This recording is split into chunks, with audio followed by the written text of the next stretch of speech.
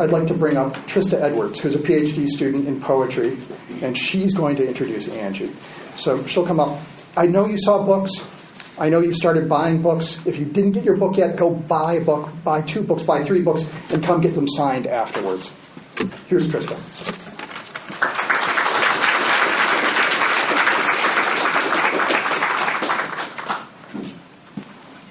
Hello. Do I have to lean in as well? Oh, pretty casual. We are here tonight to hear the poems of Angie Estes, and I, like many of you, have been a reader of Estes' work for quite some time. Does that seem good? Yeah. Sorry. Angie Estes is the author of 5 books of poetry, most recently Enchanté, the winner of the 2015 Kingsley Tufts Poetry Award. Her previous book, Trist, published in 2009, was selected as one of the 2 finalists for the 2010 Pulitzer Prize. Chez Nous, also from Oberlin Press, as her 2 other books, appeared in 2005, and her second book, Voice Over, won the 2001 Field Poetry Prize. She's the recipient of many awards, including the Guggenheim Fellowship, a Pushcart Prize, the Cecil Hemley Memorial Award for the Poetry Society of America. She has received fellowships, grants, and residencies from the National Endowment for the Humanities, the National Endowment for the Arts, the Woodrow Wilson Foundation, the American Academy in Rome, the California Arts Council, the MacDowell Colony, the Ohio Arts Council, and she is currently on the faculty of a low residency MFA program at Ashland University. I sat down this past week and revisited her collections. I also returned to an interview I conducted with Estes 6 years ago in 2009, shortly after her collection Trist debuted. Place, both geographic and temporal, have always served a significant concern in many of Estes' poems, often suspending certain historical moments as to offer a chance to examine what is so easily passed by in a blur of history. In the interview, I asked Estes, when you write about a place, is that particular place real or imagined? Do you pull from experience of travel? In other words, do you have to be in the place you want to write about, or do you simply conceive of your own Paris, so to speak? She responded, quote, I often think in connection with place of Hemingway sitting in Paris, writing about fishing in Michigan. Proust writes, in search of lost time, we acquire a true knowledge only of things that we are obliged to recreate by thought, things that are hidden from us in everyday life. And Baudelaire says something similar. The only way to inhabit the present is to revisit it in a work of art. True as that may be, of course, there is nothing like sitting on a terrace in Assisi, drinking a glass of Sangrantino de Montefalco. End quote. It is the same process, the process of recreating by thought that which is hidden, of probing into the seemingly invisible because it is known to be certain, that runs throughout her newest collection, Enchanté. In this collection, Estes explores death and memory. However, she does not dwell in the past, but makes death and memory an active, immediate part of the present, and straddles 2 realms. I am struck by her poem, Bon Voyage, in which the speaker details the daily life of what we can surmise from the poem's epigraph to be a departed parent. The speaker says, and excuse some of my French here, or lack thereof. The speaker says, my father never traveled to France, but he now lives on Paris on the Rue des Moutards. Each morning early he strolls to Calexitta and waits for croissants to come out of the oven, and then walks up for breakfast to the tip of the Ile Saint-Louis, where he can gaze across the Seine at the back of the Notre Dame while he reads La Mode without knowing any French. It is in fact this extraordinary place, this place of the departed living keenly in memory, that Enchanté's poems encounter. Again, in the poem Dark Spots, the speaker dismantles the limit of what we term oblivion. The poem starts, in the late 19th century, some photographers claimed not only to capture images of loved ones from beyond, the grave, but to be able to photograph memories of deceased, their auras still glowing around the bereaved, as if to capture light reflected off a body could preserve that body over time. Here, in this poem, the realms shift and reshape. The dead continue to exist in both terrestrial and celestial planes, existing both here and there. And with that being said, it is my pleasure to introduce to you Angie Estes.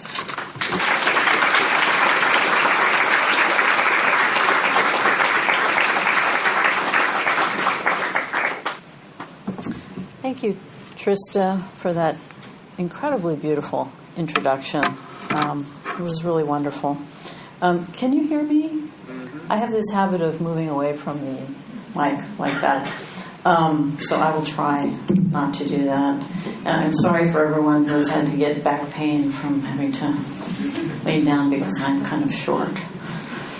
I'd also like to thank Corey Marks and Bruce Bond and Lisa Vining. Thanks to all of you for bringing me here, for making this possible, and to Lisa for heroically sort of seeing to like all of my needs. That's much appreciated. And then finally, thanks to all of you for being here tonight. I realize there are many, many other things you could be doing with your evenings, and I really appreciate your taking the time to come. I promise not to read for an inordinately long time. I myself have a hard time sitting through long readings, so hopefully this will take 30 minutes or so. And if you have questions afterwards, I'm happy to talk to you about those, either en masse or individually, and to sign books. Okay, glasses. Sometimes I forget those, and it doesn't go so well. First poem I'm going to read is actually an older poem from a book which is one of my favorite books, Chez Nous. But it's a poem that I like very much that starts the book, and I especially like it with respect to just sort of starting to talk about poetry. If any of you are fans of the film star of the 30s and 40s, Rita Hayworth, or if you remember who she is, you may know that the film that probably she's most famous for is a film called Gilda. This poem opens with some of her lines from that film, and along with Rita Hayworth, whose real name was Margarita Cancino, co-starring in the poem is St. Augustine. The poem also has an epigraph, which again are lines that Gilda speaks in the film, and the epigraph reads, "If I'd been a ranch, they would have called me the Bar Nothing." True confessions. I can never get a zipper to close. Maybe that stands for something. What do you think? I think glamour is its own allure. Thrashing and flashing, allure, a spoon, as in spooning, as in Lamour in Scotland, where I once watched the gorse-twisted hills unzip to let a cold blue lake between them. St. Augustine says, the reason why humans behave as they do is because they are not living in their true home. In Rita Hayworth's first film, for example, Dante's Inferno is a failing Coney Island concession, and Margarita Cancino plays the part of Rita Cancino, playing herself. And the true home of glamour, by which I mean, of course, the grammar of glamour, is Scotland, because glamour is a Scottish variant of grammar, with its rustle of moods and desires. Which brings us back to the zipper, and why we want it to close. Each hook climbing another, the way words ascend a sentence, trying on its silver suture like clothes. In a satin strapless gown, Gilda slowly peeled off her black arm-length gloves, showed how to strip down, diagram a sentence, put the blame on Maine boys. In 1946, a pinup of Rita Hayworth and the name Gilda rode on the side of the atomic bomb tested at Bikini Atoll. It was summer, and you could buy a record, hear the sound of her beating heart. By her last film, The Wrath of God, her hair was a burning bush. She couldn't remember her lines, whether it's memory or loss were in need of most. To remember the way home, or forget who we are when we get there. Every man I have ever known has fallen in love with Gilda and wakened with me. St. Augustine asked, "But when I love you, what do I love?" He asked the earth and the breeze, perfume, song, flesh, the sun, the moon, and stars. My question was the attention I gave to them, and their response was their beauty.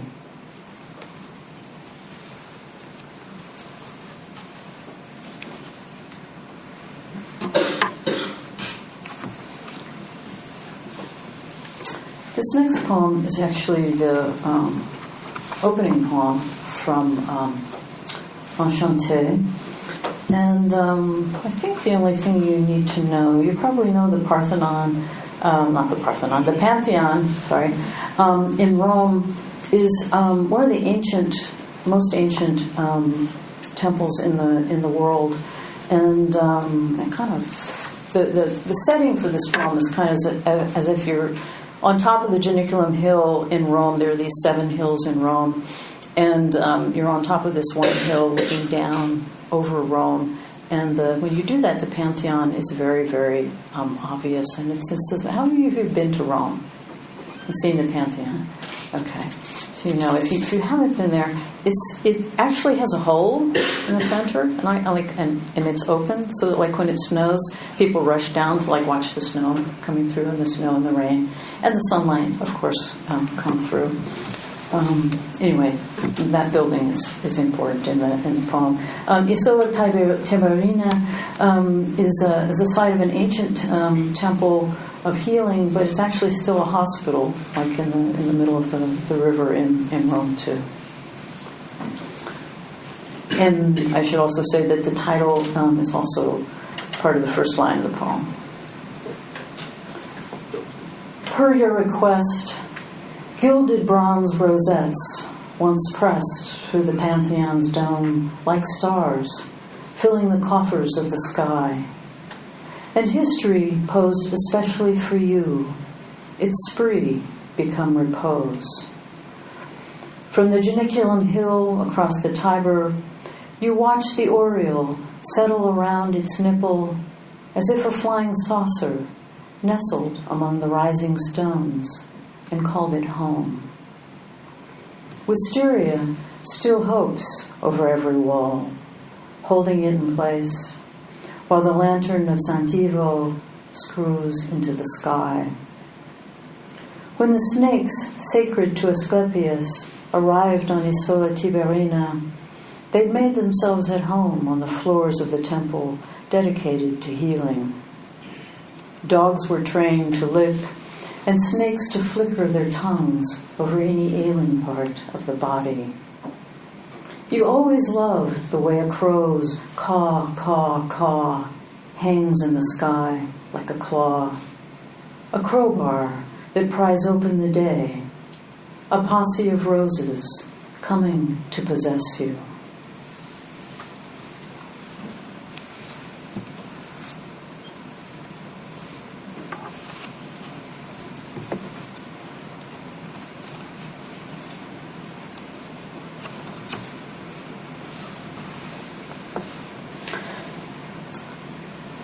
There's a moment in this next poem that actually happened to me. I was doing this month-long writing residency that I've talked to some of you about, and because I'm in Texas, you will actually know where it was, in Marfa. You know where Marfa is? Yes.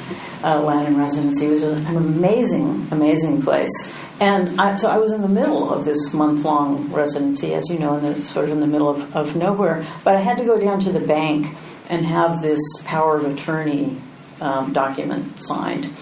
And so that shows up in the poem. And of course, Marfa, among other things, you probably know, is famous for what? For its lights. For the Marfa lights, which I was never able to see, unfortunately. Also famous for what movie? Giant. Aha. Yes. Rock Hudson, Elizabeth Taylor, and it was actually the last. James Dean actually died while he was filming. It took place in Marfa. Afternoon. On the front porch, the mud cups of barn swallows hold up the eaves. Push-up bras the swallows keep slipping into, like boomerangs sliding back to a hand. My mother taught me how to make a fist, fingernails tucked inside, how to slip my hand through nylon stockings without a snag. At the streetlight, where someone has thrown a stone and knocked out a corner of glass, the sparrow enters her nest as we head into the theater for a matinee. I knew it was time to take a break from writing poems when the woman at the bank asked what kind of form I needed to have notarized, and I said, power of eternity. So let's slip into something more comfortable, like character or your native tongue, and then later, after dinner, we can slip out early. But how far can the stargazer lilies walk in their orange velvet slippers? All the way to Point Zero, the point from which all distances are measured in France. If they are thinking of Elizabeth Taylor in Cat on a Hot Tin Roof, leaning against the door frame in her tight white slip. The old films often flickered and skipped, even occasionally slipped in a blank screen.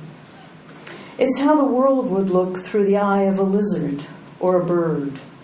Some nictitating membrane swept across the curtain at the end as we slip from consciousness into oblivion. An act of not exactly forgiveness, but an official forgetting that precedes what's been forgotten.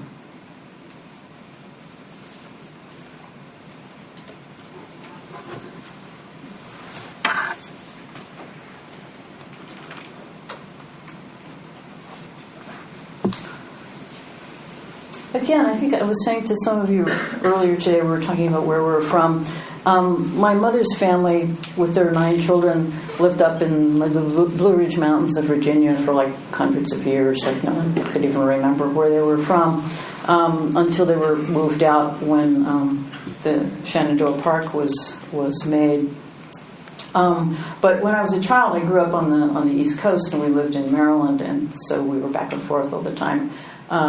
Seeing our relatives. And one of my strongest childhood memories is driving from Maryland through Washington, D.C. into Virginia and back at night and crossing the Potomac, the bridge over the Potomac River, which shows up in this poem. Gloss. My mother said that Uncle Fred had a purple heart, the right side of his body blown off in Italy in World War II.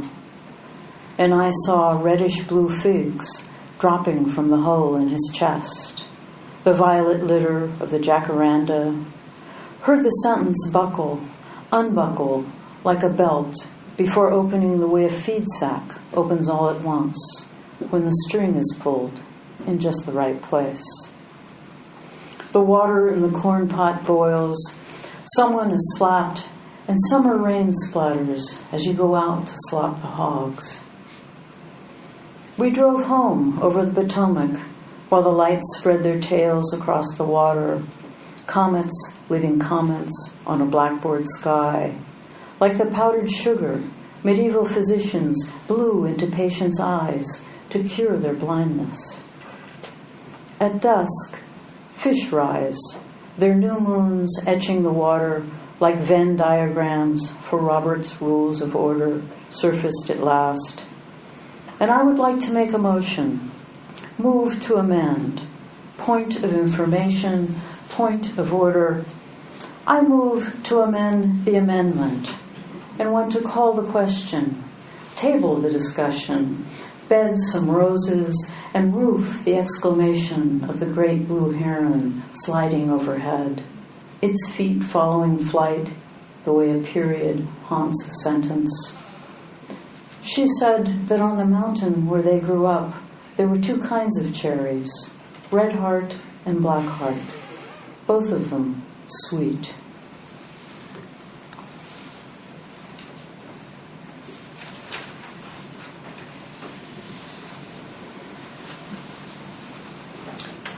Via Sacra, of course, means sacred way or road. And literally in this poem, I'm referring to the Via Sacra in Rome that runs from over by the Colosseum through the Forum up to the Arch of Septimius Severus. And again, when I was a child, my father did research at National Institutes of Health in Maryland, and often on the weekends, I would go into the lab with him when he had to go in, and that's where this poem begins. Via Sacra. Large forceps in one hand, scissors in the other, my father worked in silence, snipped off the heads of the blind, hairless mice, curled and bumping each other like bees, eased their brains into a vial. Romans kissed each other on the eyes as a greeting. So Septimius Severus inscribed his name and the names of his sons along the top of his triumphal arch, so that they would be seen by those walking the Via Sacra. But Septimius Severus died, and Caracalla murdered Geta, gave orders for Geta's name to be erased from every monument upon which it appeared in Rome.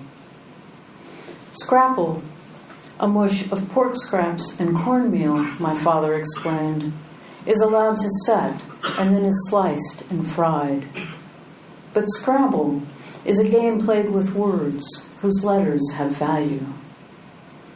The gilded bronze letters of Geta's name are gone, but the holes into which the letters were pegged remain, like the stars that anchor constellations, or the Roman tombs in walls, loculi, which once held bodies. My father built a wooden coffin with a removable viewing panel for my pet mouse, pressed her into a cotton blouse, and buried the box beneath hollyhocks in a tall white stone, the letters of her name rising toward the sky in magic marker.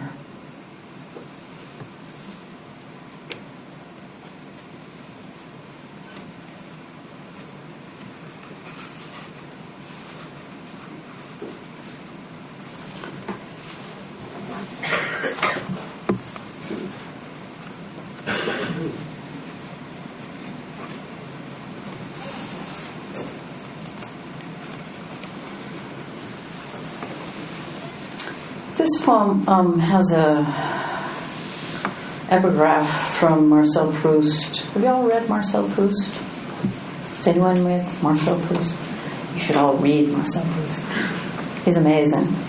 I've been reading him for a long time now. Reading. It's like 6 volumes, right?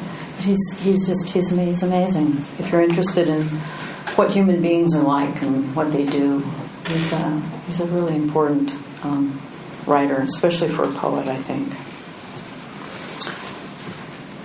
The epigraph from Proust reads, "People do not die for us immediately, but remain bathed in a sort of aura of life, which bears no relation to true immortality, but through which they continue to occupy our thoughts in the same way as when they were alive. It is as though they were traveling abroad." Bon voyage. My father never traveled to France. but now lives in Paris on the Rue Mouffetard.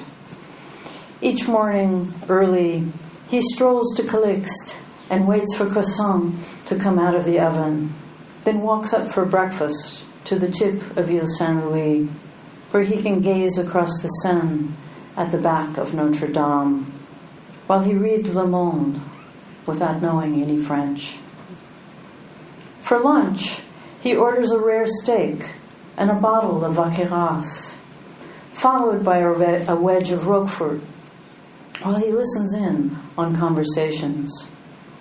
The women seated by him plan to spend the day shopping, searching for pants that are more forgiving. Later, as he walks across the city, he snaps his fingers, singing, "Hey diddle diddle, the cat and the fiddle, the cow jumped over the moon," the way he came up the stairs to wake me when I was a child, keeping in mind what Augustine said of memory, "With my tongue silent and my throat making no sound, I can sing what I wish." By evening, he will have arrived at Risque du Perron on the Rue de Bac to taste Armagnac, each bottle lined up by year from present to past. In spring, he plans to go to London, thinks that perhaps if the weather is good, my mother might come.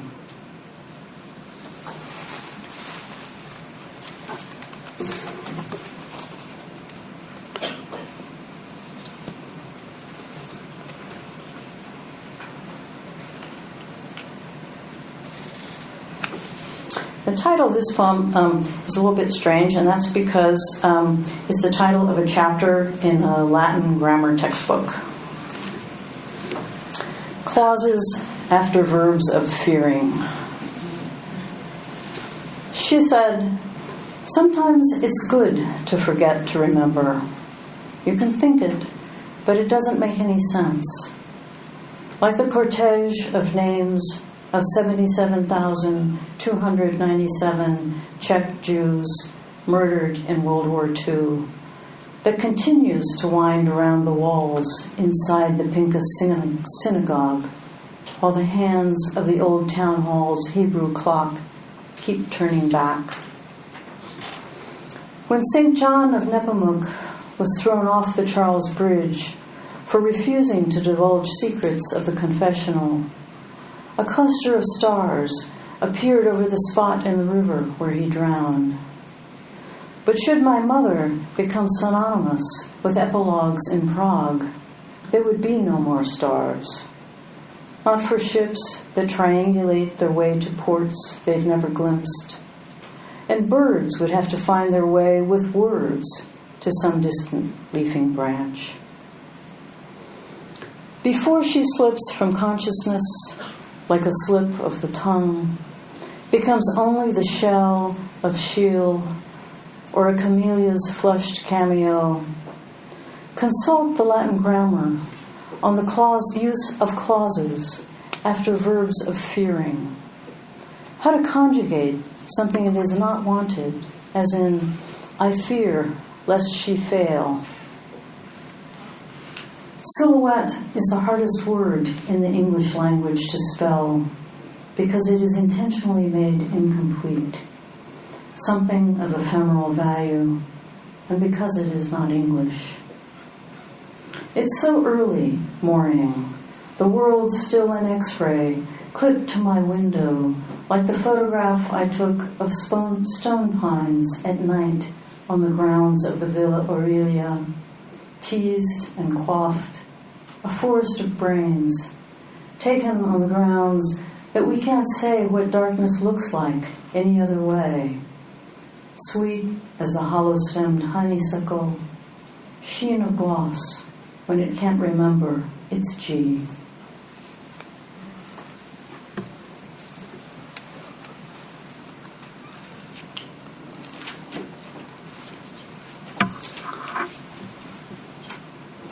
Hopefully, many of you have seen the film Brief Encounter. Anyone? Brief Encounter? No? Oh, well, look what you have ahead of you. It's an amazing film. Brief Encounter, you can get it on Netflix or maybe even YouTube, who knows. It's this wonderful, you remember, but you've seen Dr. Zhivago, right? Yeah. Some of you. Okay. David Lean, same director, but it's a Noel Coward play, and the film, Brief Encounter. It's a black and white film based on the Noel Coward play, and it's ostensibly a love story. It's a great story. It's really amazing film. It's ostensibly a love story, although the main characters in the film often seem to be the trains that are racing in and out of the station, and the music of Rachmaninoff. And it's this sort of medley between them. It's an amazing film.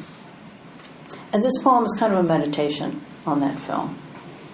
And it, too, is called Brief Encounter. The story is the only one I can tell, and the only one I can never tell.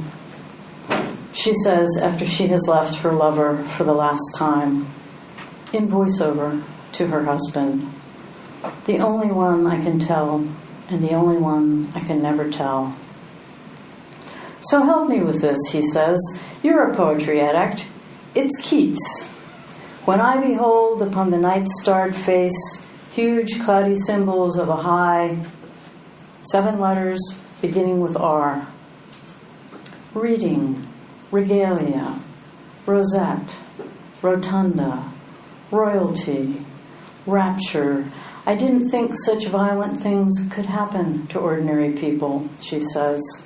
Radiant, raccoon, raveled, rivulet, raiment, release. Although weeks ago, she and her lover sat in a dark theater and watched the preview of a film announced in flickering font on the screen. Flames of passion, coming shortly. The chords of Rachmaninoff draw dark lines across their faces, cancel conversation like the diagonal trains that slice the rectangular frames of film in two as they arrive and depart from Milford Junction Station, which, once the lover's kiss, becomes a soundproof room. Reprise, Red Wing, refusal, recount, rhubarb, reserve, reverse, Russell's refrain. Hurrying home in the train, she sees her face, facing her face in the window, racing with darkened trees, like the fragrant pages of a rampant book.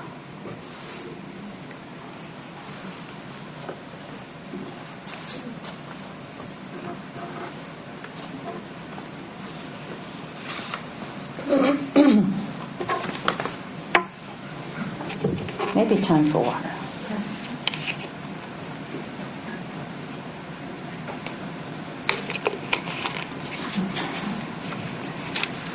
Two more poems. The title of this poem is actually the title given to a photograph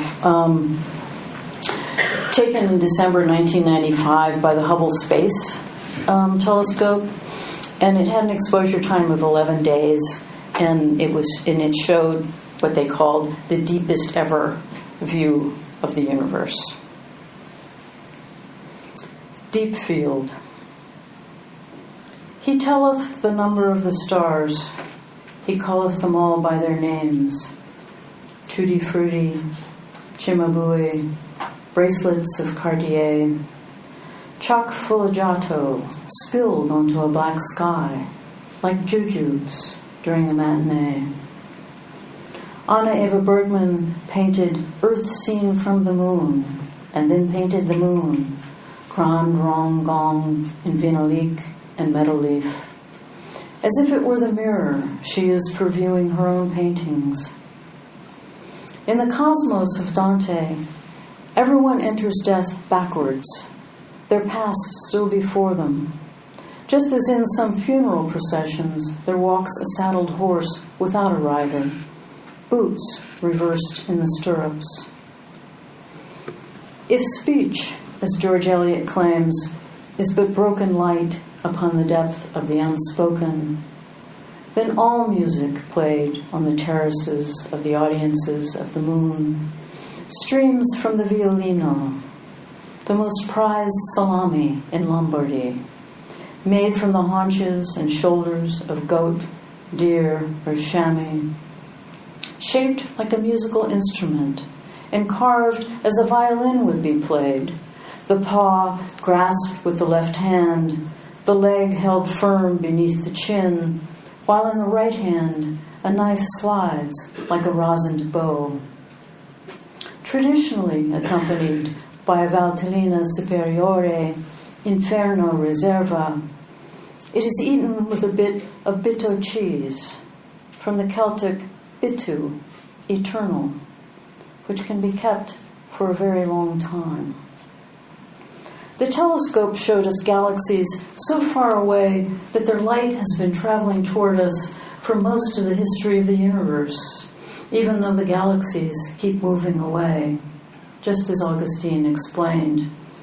So I can be far from glad in remembering myself to have been glad, and far from sad when I recall my past sadness, as in the descent into descant or chant, the Latin canere, to sing. Even now, I see us on the boat leaving Venice, you facing forward, me looking back. You did not move toward me, yet remained in view, your face centered, in focus, with all of Venice receding behind you.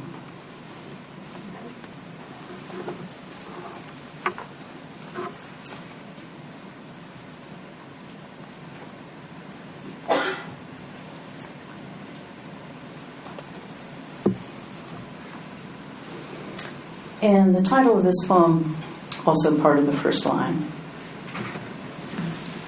Almost autumn, and the sky this morning, already a December sky in Venice, itself a closet lit only by a seam of remembered light. The geese send their silhouettes across it, evidence that something moves on the other side. For weeks in May, pecan blossoms streaked the air, and we found out what it was like to spend an entire season in the Perseids. How God must have felt, creating the stars in an initial O, illuminated in a 15th century manuscript in Siena. So many stars to touch on the iPad of the night, to name as each turned into light. Where, were, never, air. Down here, I've been considering whether these split shingle cardinals are mottled or molting. Probably more like melting in this late August heat. Not one pecan survived the summer, though perhaps it's better not to have them knocking on the roof all hours of the night. I'm trying to see what some call the bright side, how the sun does not disappear, it's just the world turning away. In the Sienese illumination, Earth's a gnarled green marble, the center of zero, something shot clear through to seen.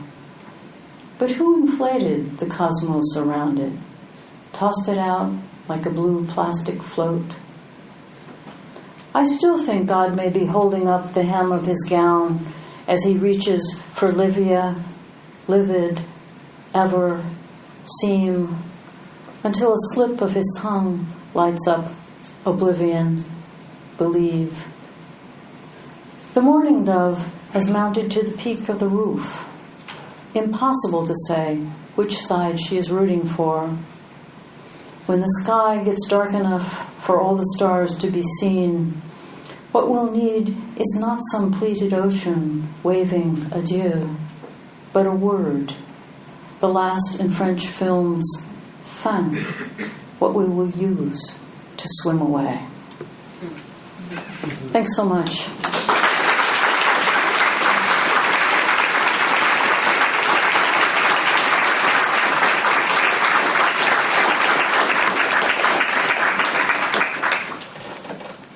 Any questions, or shall we